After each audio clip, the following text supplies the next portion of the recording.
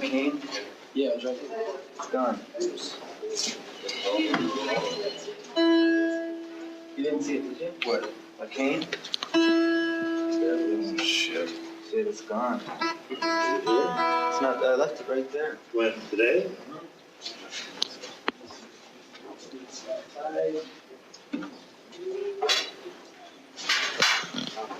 Oh, it's in the back of the door. He's got it. It's in the back of this door, dude. Will you remember?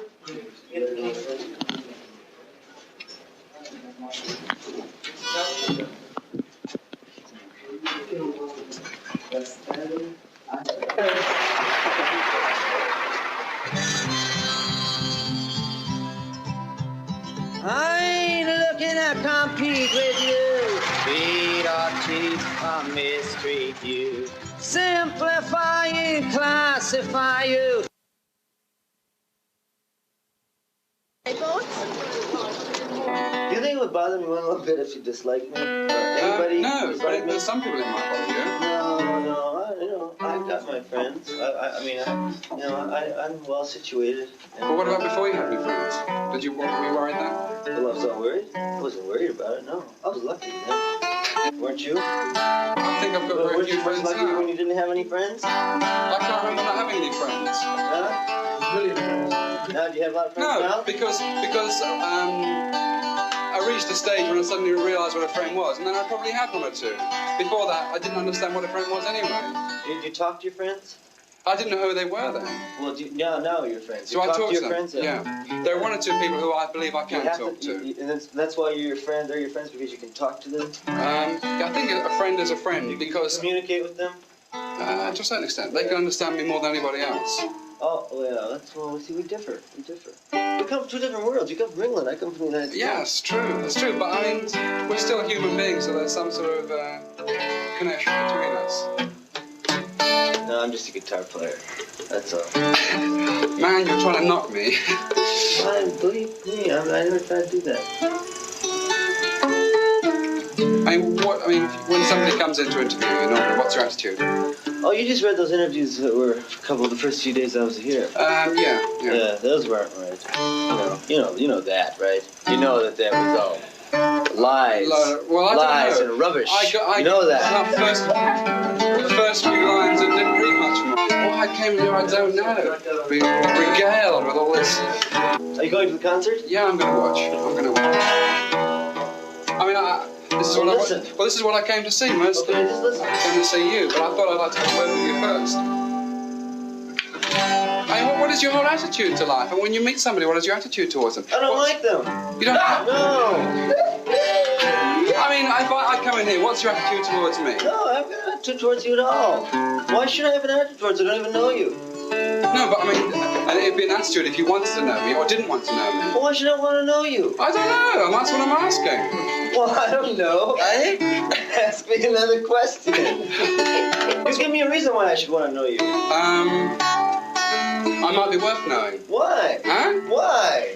Tell me why. What good is it going to be for me to know you? Tell me. Name me one thing I'm going to gain. Well, you might learn something from my attitude to life. Well, what is your attitude to life? Huh? I can't explain that in 2 minutes. Well, what are you asking me to explain in 2 minutes? That's all you're getting is 2 minutes. You're asking me to explain something in 2 minutes, too. But you're the artist. You're supposed to be able to explain it in 2 minutes. I am? Yeah. Hey, wow. What about you? Aren't you an artist? Oh, no. What are you? No. What are I'm you? a science student. Well, let's hear it again. What are you? A what student? A science student. Now, what does that mean? Now, Mathematics. just what does that mean? Hmm? What does that mean? What do you do? What's your... Good evening. Well, I am the science student.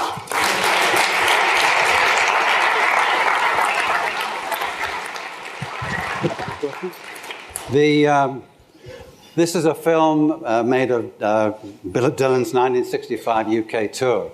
And it has haunted me my whole career. No matter what I've managed to achieve, it seems I'm better known for being in this film than I am for any of my achievements. I mean, as Billy was saying, over the next 20 years, I built up a record company called Chrysalis Records, which became, probably one of the most successful independently owned record companies in the world. I also became the chairman of the Record Industry Association of America, the only non-foreigner to head up the American record industry. Now, I think this is pretty good stuff. But if you Google me, it says, Terry Ellis, the science student ridiculed by Bob Dylan in Don't Look Back. So that seems to be what I'm best known for. But what I really wanted to show this to you for was I wanted to show you me when I was sitting in your seat. And I wanted you to look at this and I wanted you to say, now, if the turkey in that film can make something of himself in the music business, then there's hope for all of us. And I know that you're trained to be entrepreneurial. And so I thought it might be interesting for you to hear an entrepreneurial story, to hear the story of how I moved from where you're sitting to where I am right now. I'm English. I'm a working class boy from a small town just north of London. This is where I grew up. This is the house I grew up. I can assure you that when I lived there, we did not have 2 cars. In fact, we didn't have 1 car. My father had a motorcycle. And I grew up loving rock and roll. In the UK, the radio was controlled by the government. We had the British Broadcasting Company, the BBC, who would not play rock and roll. So if I wanted to listen to rock and roll, there was a little radio station, a tiny little country in the middle of Europe called Luxembourg. And there was a radio station there called Radio Luxembourg. And in the evenings, they broadcast in English. So in the UK, we could pick up a signal and we could hear music like this. Go ahead.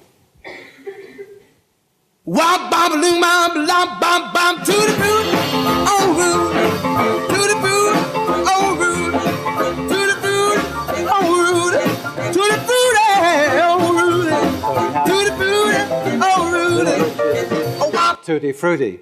Did you know that a couple of years ago, Tutti Frutti was entered into the Library of Congress as being culturally significant? Which it is.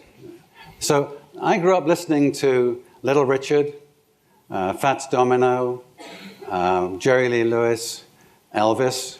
I thought Elvis was God, without any question. But I had no idea about going into the music business for a kid in a small town just north of London. Memphis, Tennessee, might as well have been on the moon. It was so far away and so far out of my consciousness. But when I got to a little bit later on in my life, I went off to college. I went from a small town just north of London. I went to the north of England to a town called Newcastle upon Tyne, which is a shipbuilding, was a shipbuilding center, a town about the size of Cincinnati, Ohio. Now I come from, basically there were as many people at the college as there were in the town that I came from. So I was a small town boy, went to the big city, and I did what all small town boys do when they go to a big city. I went nuts. So in my first year, I studied beer, I studied girls, and I studied a little science. In my second year, I woke up to the fact that I really needed to take advantage of the opportunity that I found myself in. So I went and talked to the president of the Students' Union. Now, the Students' Union, in a university campus in England, life revolves around the Students' Union, pretty much like your student centre here. This is the Students' Union in Newcastle upon Tyne. As I said, it's much like your student centre here. It has cafeterias, bars, library, entertainment rooms, study facilities. And it's run by the students. I don't know how that works here, but the Students' Union in the UK is run by students. So I went to the head of the Students' Union, and I said, give me a job. And he said, what do you mean? I said, well, I'm a good organizer, and I want to get the full college experience. I want to be useful here. Give me a job. So he said, well, scratched his head, and he said, well, what do you know about pop music? So I said, well, I'm a fan, but why? He said, well, we put entertainment on a Saturday night here in the union, And for years, we've had the college jazz band in one room and a local dance band in the other room. And that's always been fine. But this year, for some reason, the students want these pop groups. And we don't know what to do. We don't know how to handle that. Do you think you can sort it out? So I said, well, I asked for a job. You've given me a job. I'll see what I can do. So they put me in charge of, there was a little ballroom in the Students' Union, and my job was to book a pop group in there every Saturday night. I really wasn't quite sure where to start, but I did a bit of research, and I found that there was a very popular local group called the Alan Price Rhythm and Blues Combo. This is them, popular local group in Newcastle. So I booked them for my first two shows, first two Saturday nights, and they played for me all night, 2.5 hours. I think we paid them £25. At the end of the second Saturday that they played for me, the singer shuffled up to the front of the stage and said, now, thanks very much for being a great audience, but you're not going to see much of us around Newcastle in future. We're going to go down to London, we're going to try for the big time. So listen out for us, wish us luck, but we're going to change our name, and in future, we're going to be called the Animals. And they did quite well. I think you may have heard of them. You need to click it again.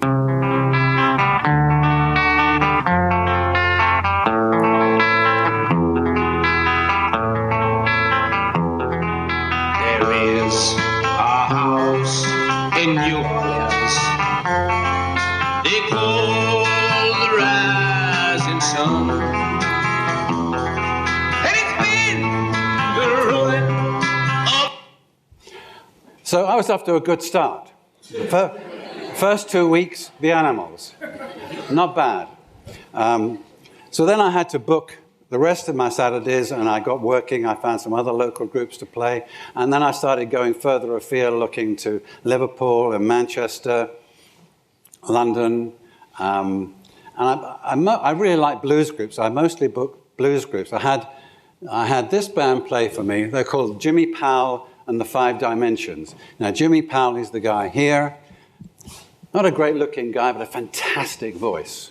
Just a great blues singer. And he had a good band. And in fact, in the band, this guy here, the guy second from the left, funny-looking guy, played harmonica. And his name was Rod Stewart. Click. Again, he did quite well, too. Another favorite band was one called the Graham Bond Organization. Again, Graham Bond, not an attractive guy, sort of greasy black hair, little fat guy, but fantastic voice. But he also had a good band. He had the top guys, a guy called Dick Hextall-Smith, fantastic, the doyen of British musicians at that time, saxophone player. His bass player is called Jack Bruce. His drummer is called Ginger Baker. They went on to do quite well. They joined up with Eric Clapton in a band called Cream.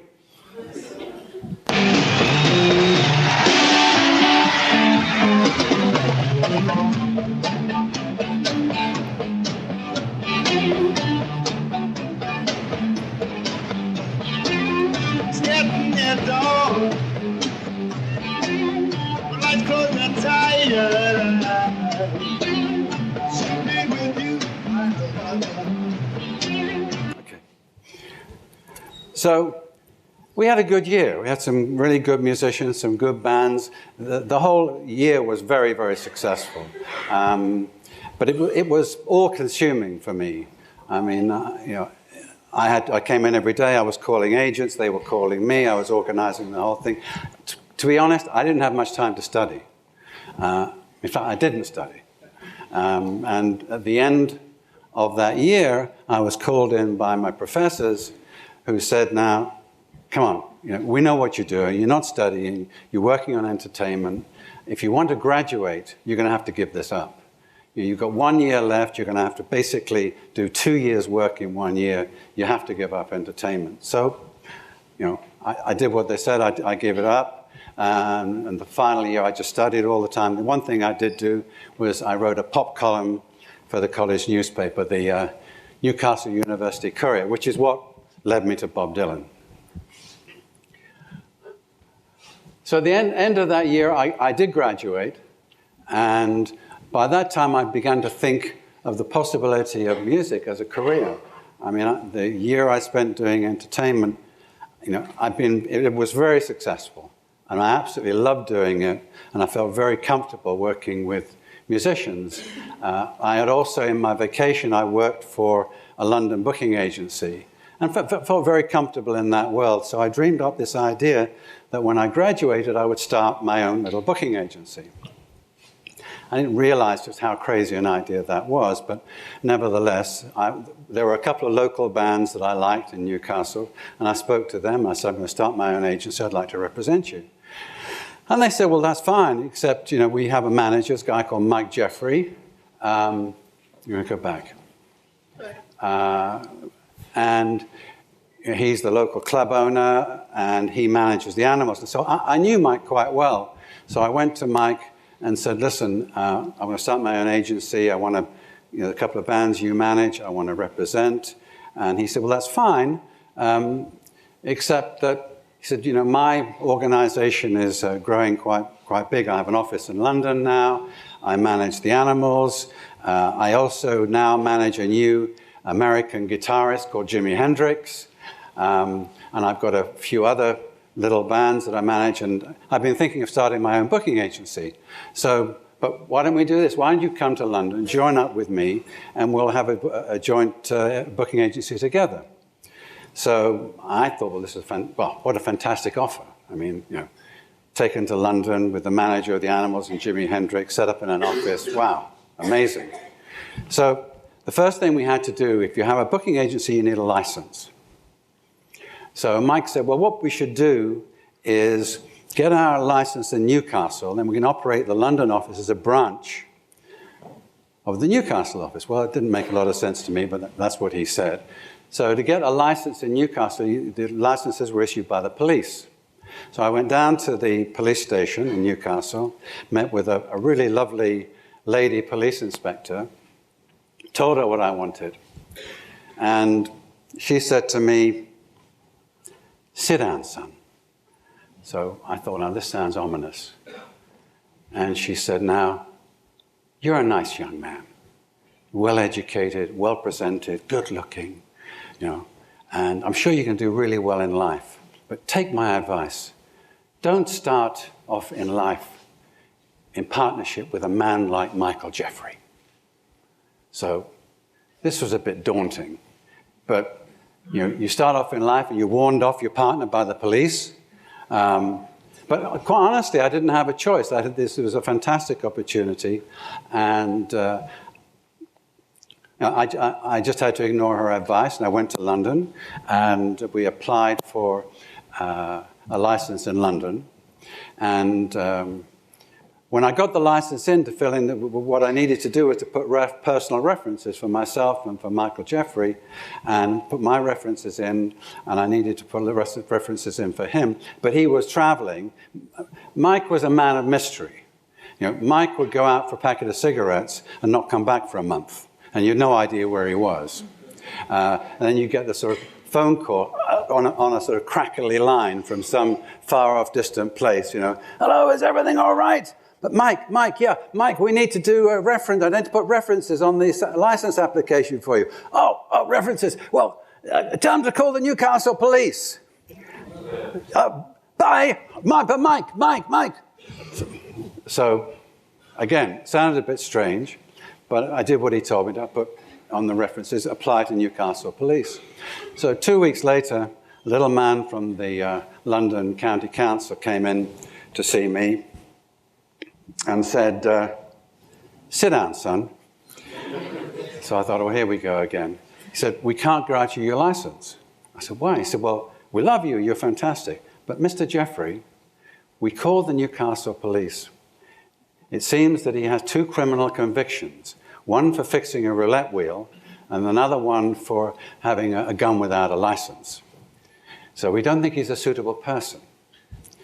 So anyway, Mike came back, we sorted it out, we put the license in his wife's name, we got the license, and we pressed on. It was music business in those days was to be honest, it was a sleazy little business. There wasn't very much money to be involved.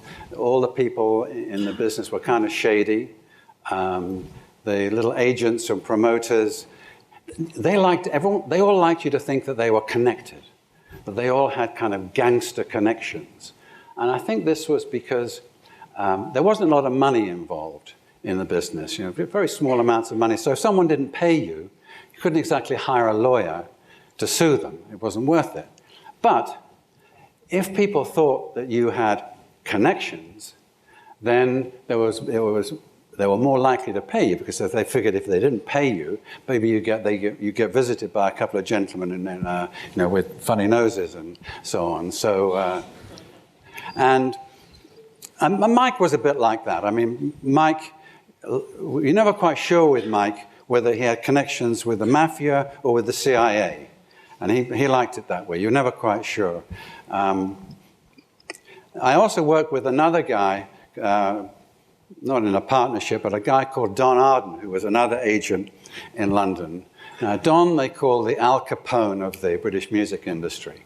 And Don really liked that. He thought that was very flattering. In fact, if you went into Don's office, he'd sit behind a big desk, and behind him, framed on the wall, there was a great picture of Edward G. Robinson in one of his Al Capone roles. But these guys, Mike and Don and people like that, they weren't really gangsters. They were a little rough, and it was that kind of business.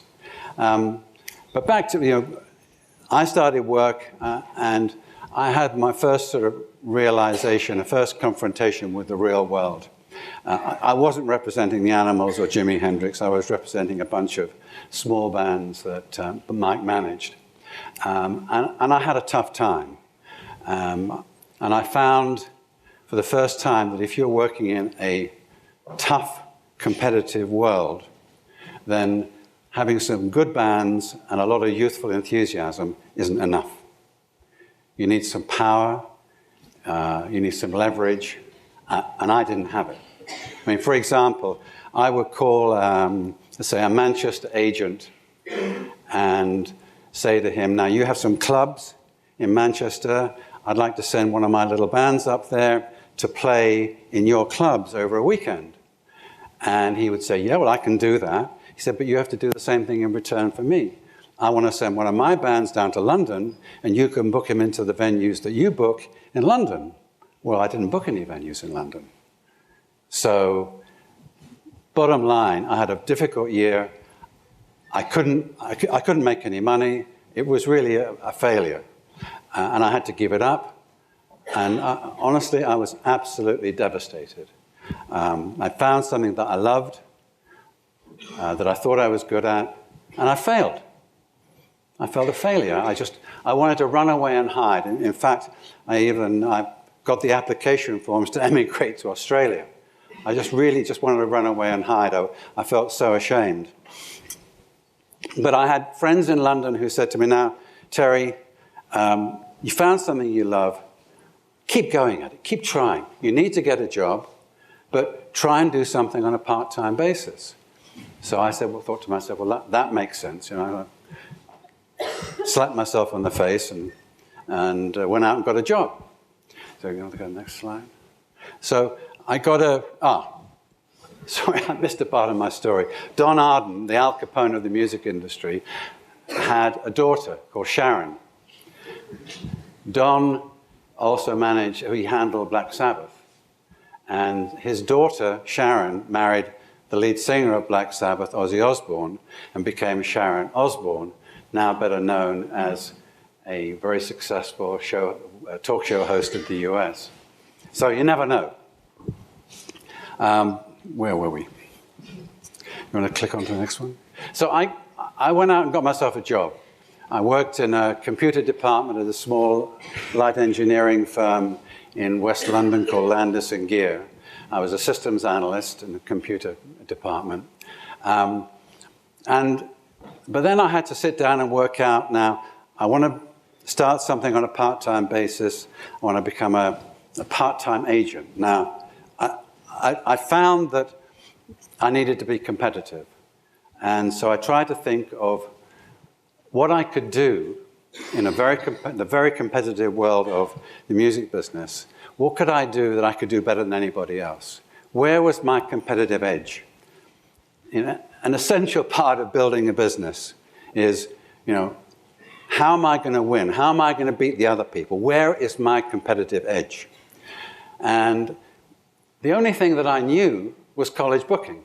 I knew about booking bands into colleges. That's what I'd done. That's the only thing I'd done in my life. I knew that.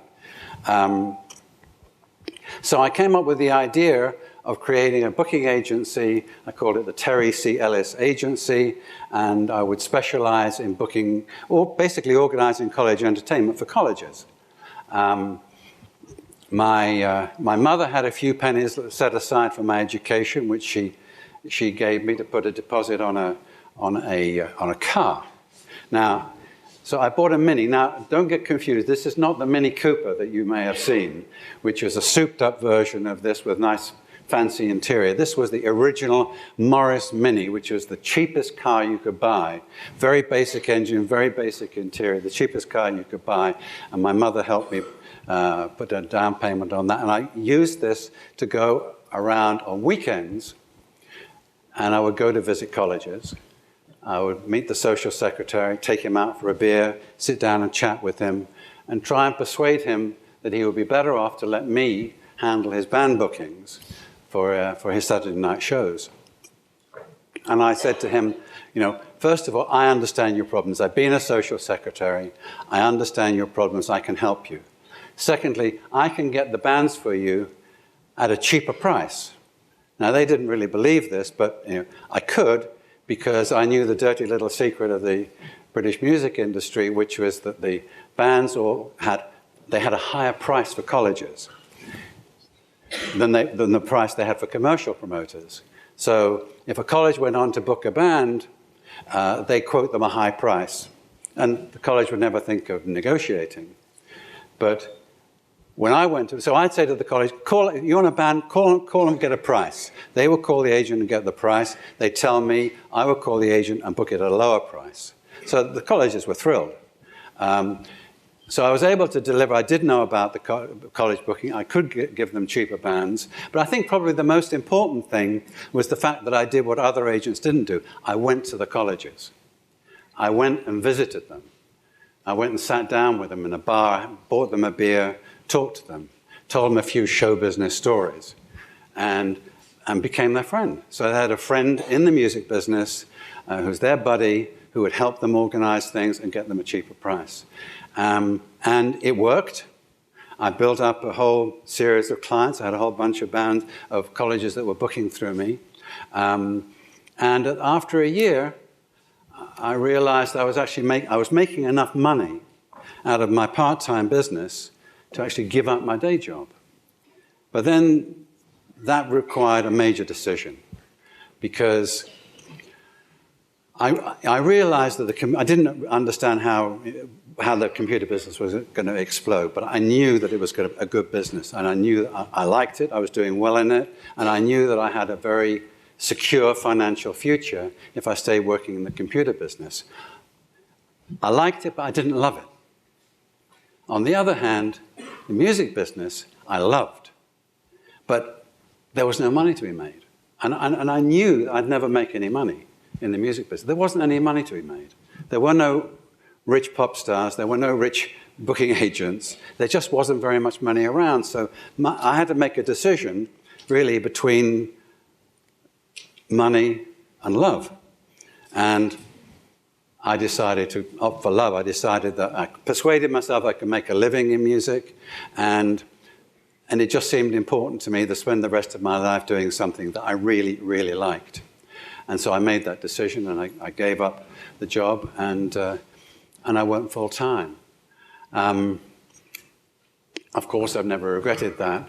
And what I've found is that the music industry, if you have a passion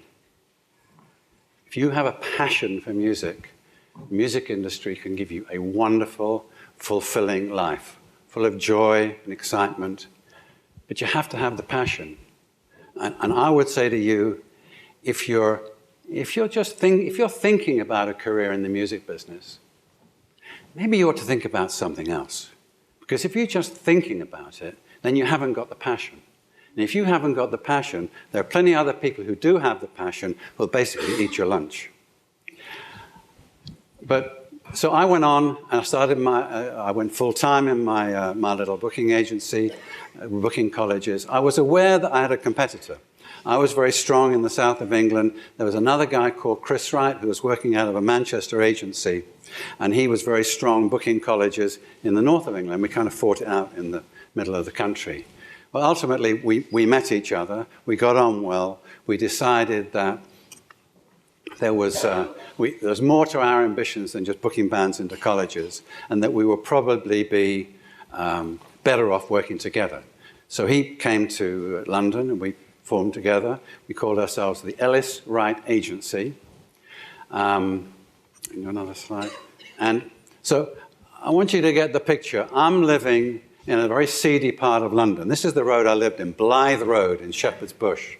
And this might even have been my bedroom, I'm not sure. But I basically worked out of my bedroom. So I had my bed on one side of the room, and I had a desk on the other side of the room, which I made out of plywood. I couldn't afford anything else. And when Chris Wright came down to London, we were both working out of my bedroom. And he didn't have anywhere to live, so he slept on the floor. So here we are. This is the beginning of Chrysalis. Two guys working in a bedroom, one of them sleeping on the floor. But we had a great start. What we did was we sent out a flyer to all the colleges in England telling them about our new business. And it was obviously persuasive because we were immediately incredibly busy. We're between Chris's clients, my clients, and the new clients we got out of this flyer. The phone just wouldn't stop ringing. In fact, we immediately had to go and hire somebody. We hired another social secretary, an ex-social secretary called Dave Robson. He came in, so now there were three of us in my bedroom.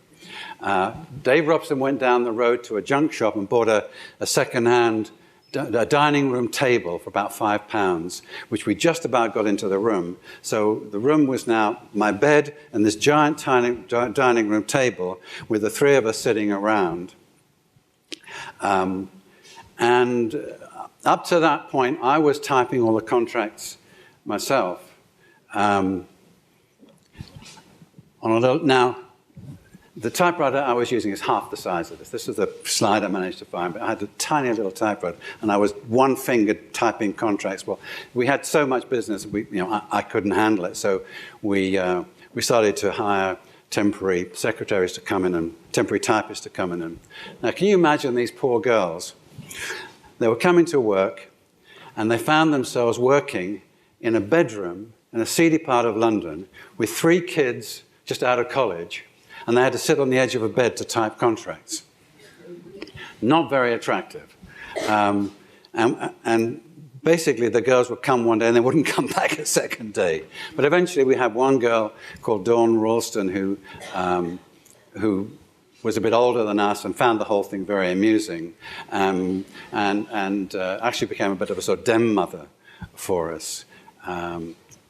But we pretty quickly became the biggest college booking agency in England.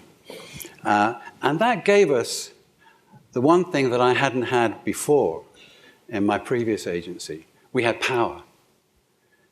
Because we had venues. We had dozens and dozens of colleges that we handled the booking for. And we had a lot of influence over the bands that the colleges would book. So we were able to give a lot of work to bands. So bands started to come to us saying, would you represent us? Because you can get us work. So we began to develop a roster of basically small blues bands that we were booking into colleges. Some of those small blues bands became very big blues bands later. But our big breakthrough came one day. By this time, we moved out of my bedroom. We were in a tiny little garreted office in the middle of London, tiny little room. And there were 4 of us by this time, plus Dawn. And by the time we all got into this room, 4 of us with our desks and Dawn, there was barely any room for anybody to come in. But one day, the door opened, and this huge guy walked through. I mean, just huge guy.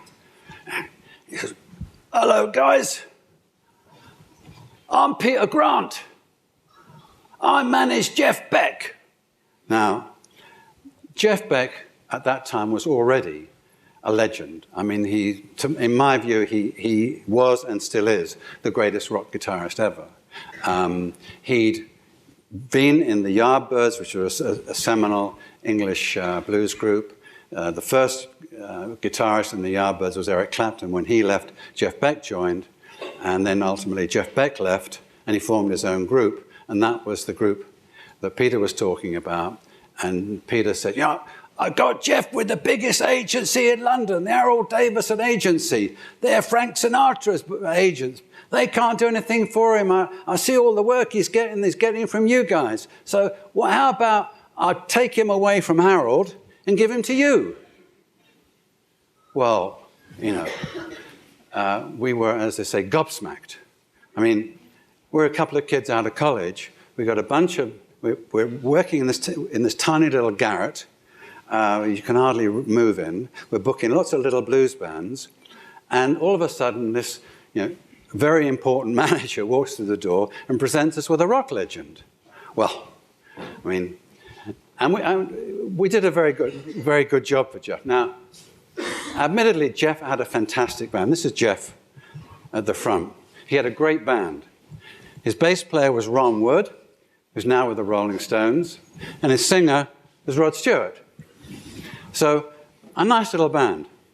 So we did very, very well with Jeff.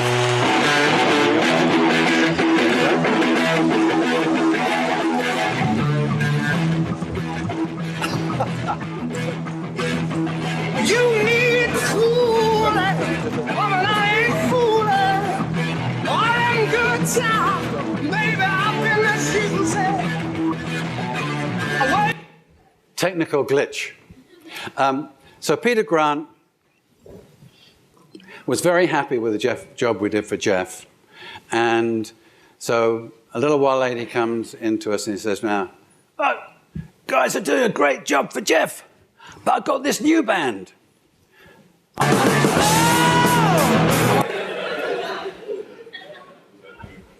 I manage the Yardbirds, but the Yardbirds have decided to retire. They're going to break up. But the guitarist in the Yardbirds wants to carry on. So he's made this deal with the rest of the band. He's going to form a new band, and they're going to be called the New Yardbirds. And I'd like you to be their agents. So, fantastic. Peter's got a band. He wants us to be the agent. No problem. What we didn't know was that the New Yardbirds were going to sound a little different from what we expected. In fact, the New Yardbirds were Led Zeppelin. And this is one of their earliest dates. And as you can see, that was one of our colleges, Surrey University, the New Yardbirds featuring Jimmy Page. Now, I can assure you, and you know, they didn't last very long called the New Yardbirds. They delivered their first album to Atlantic Records, and Atlantic said, "You've got to change the name." So they changed the name to Led Zeppelin. So here we are, we're a couple of kids out of college. All of a sudden, we're representing Jeff Beck, and we're representing Led Zeppelin. So we were kind of scratching our heads and wondering what was going on. But our agency really grew very quickly. We attracted a lot of bands to us, and we became the agents for Yes, for King Crimson, Roxy Music, and many, many more. But our real interest was in management. Chris was already managing 10 years after, which was doing incredibly well on the club circuit in England. And we formed a band. We needed another blues band and there weren't enough blues bands around, and all the clubs and colleges that we were booking into wanted more blues bands, and we didn't have enough. So we formed a blues band. We put a singer and a bass player from Manchester together with a guitarist and a drummer from London, and formed a group which we called Jethro Tull. And they did pretty well too. They did very well on the clubs. So they were a slightly different band. They were a blues band, but they were very theatrical and somewhat humorous. You want to click? And didn't look quite the same as the other blues bands.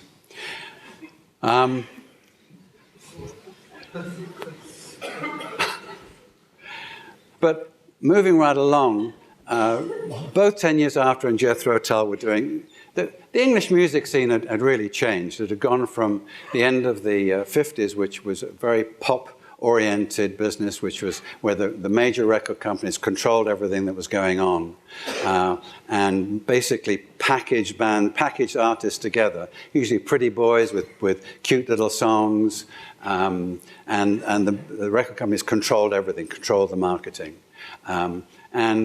But the business was changing towards, more musical artists who were building up a following by playing clubs, and built up something that in England they call the underground scene, progressive music. They called it the underground scene because the bands developed their reputation from word of mouth. You didn't read about them in the magazines, you didn't hear them on the radio, but the word of mouth said, hey, 10 Years After Jethro Tull, they're playing in a club. They were great last week. They're coming again next week. Go and see them. And they built up a following. So at a point, we decided 10 Years After needed to have a record out. We took a blues producer called Mike Vernon to see 10 Years After. He loved them. He said, I want to produce them. He took them to Decca Records, which was a major record company in the UK. They were the record company of the Rolling Stones. And... well, we were thrilled. I mean, we thought, this is it, we're made. We were kids, we didn't know what we were doing, but clearly Decca Records did. They were a major record company, the Rolling Stones record company. They would know what they were doing. We were wrong. They hadn't the slightest idea. They were still mired in the pop past. They had no idea about the underground. They had no idea. So they signed 10 years. Well, they'd signed the Rolling Stones basically because they'd missed out on the Beatles. They turned the Beatles down at Decca and made somewhat fools of themselves. So when the Rolling Stones came along, they signed them immediately, not really understanding them. And in fact, all the marketing for the Rolling Stones was directed by Andrew Oldham, who was their manager. We didn't know any of this. So when 10 Years After record came out, it was a fiasco. Decca really screwed it up. We recovered from it, but it took a while. So when it came to Jethro Tull, we didn't want to make the same mistake. So we thought about it for a bit, and we said, well, we don't want to take them to a major label because look what happened at Decca. So, you know what? We couldn't do a worse job ourselves than Decca did for 10 Years After. So let's give it a try. Why not try ourselves? Didn't seem to be anything to lose. So, well, again, we didn't know what we were doing, but I took the group into the studio. We recorded an album. The album cost, I think, £500, the whole thing. We made a distribution deal with Island Records, which was a scrappy little company with its own distribution, owned by Chris Blackwell, who became a very good friend. Island did know what was going on. They understood the music scene. They did the right job. And that Jethro Tull album, the £500 Jethro Tull album came out, went top 10 in England the first week. And that immediately generated a lot of press and radio and catapulted the band forward. We decided then we should produce the other bands we managed. And we expanded our deal with Island to a production deal whereby after a certain, so all our productions would go through Island and they'll have a little logo, have our logo on the label saying a Chrysalis production. And after a certain number of chart hits, we would get our own label. Now, we thought, and Chris Blackwell thought, this would take quite a long time. We were wrong. We had Jethro Tull released a couple of singles which were big hits. There was a Jethro Tull spin-off called Blobwing Pig, who we recorded, who had a hit album and a couple of hit singles. And all of a sudden, we had the requisite number of hits, and we had the Chrysalis label. So all of a sudden, we're in the record business. We got our records on the Chrysalis label. Boy, it felt great. So we were really focusing. We had a group of companies at Chrysalis. We had the agency, which was flying, representing half the best acts in England. We had a management company that was handling Jethro Tull 10 years after, Procol Harum, Robin Trower, Supertramp. We also managed. We had a music publishing company. We were David Bowie's publishers. We promoted our own concerts. We promoted all the early Led Zeppelin concerts. There was a theatre in London, which was a sort of the centre of rock in London, called the Rainbow Theatre, and we managed that. But we were really mostly interested in our record company, and we were trying to expand our record company. And eventually, we found some difficulty in growing the record company because we wanted artists to sign with us for the world because we needed that American market, which was the big market. And bands were reluctant to sign with us for the world because we didn't have our own company in America. So I said to my partner, we really need to have our own company in America. And he said, well, okay, I'll agree to that as long as you do it.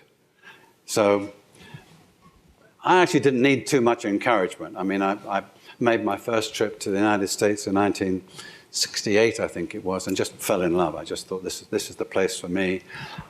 Much more encouraged. I found a much more encouraging environment in the United States than I found in England. So in 1972, we made a deal with Warner Brothers to distribute the Chrysalis label in America. I'll just click through a couple of slides here. We're going to...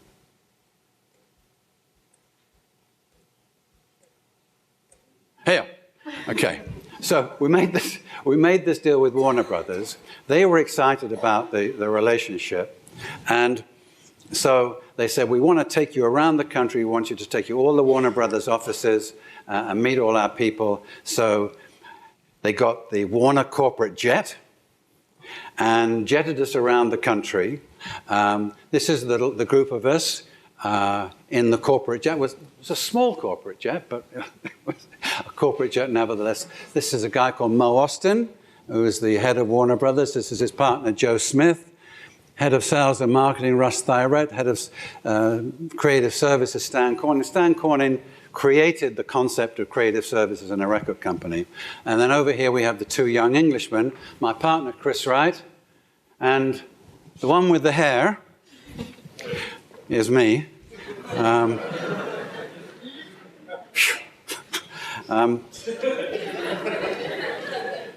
So this was 72.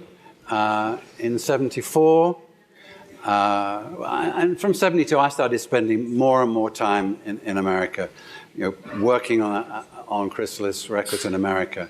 In 74, I finally left the UK, moved to Los Angeles. Now, what did Los Angeles have that London didn't? I'm going to click a slide or two.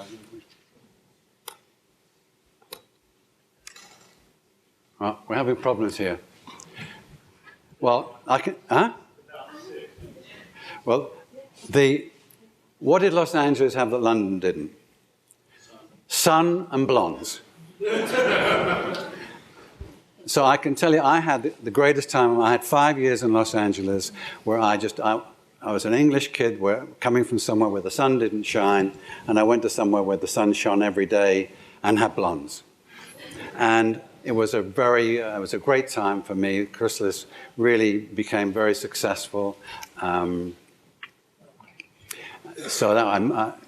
1976, we took our deal with Warner Brothers, ran out. and we took the company completely independent. So we became a totally independent record company in the United States, distributing through a chain of distributors around the country. In 1977, I signed Blondie to Chrysalis. In 1979, Billy Idol. 82, Pat Benatar. And 84, Huey Lewis. So by 1985, Chrysalis had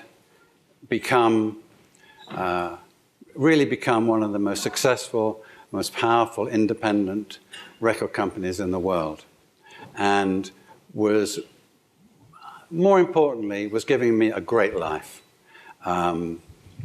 Music business has always given me a great life. At Chrysalis, we had a simple philosophy, which was don't sign very many artists, just sign people you really, really love as musicians and as people, and then focus a lot of effort on those people until they have the success that you know they're going to have. The thing that motivated me to get into the music business was a love of music, but a love of musicians, a respect for musicians, and it just has always seemed to me to be a privilege to be able to be part of the lives of people who have awesome talent. You know, that's really exciting. To be able to work with people and you look at them and you see them play or sing or perform on a stage and you just say, how do they do that? It's so exciting, so impressive, and my God, I can be a part of their life. That's exciting. And then I found that there was something that I could do. So just being involved was enough, but then I found there was something that I could do that they needed, that they couldn't do for themselves, so that I could make a difference. And then, then my eyes really began to light up.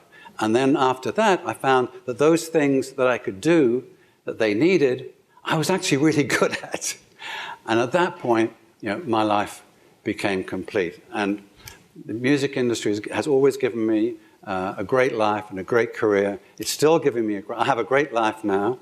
I live on a mountaintop in paradise in the Caribbean, coming up and down to New York every now and then. I'm working on a new project with Ian Anderson of Jethro Tull, which is a stage musical based on Jethro Tull's Aqualung album, which is going really well. I'm really excited about that. I'm writing a book. And also, I have the opportunity to come and talk to the people who I think are the future of the music industry, your very good selves. And to come here and talk to you is a great pleasure and a privilege. And thank you for giving me the opportunity.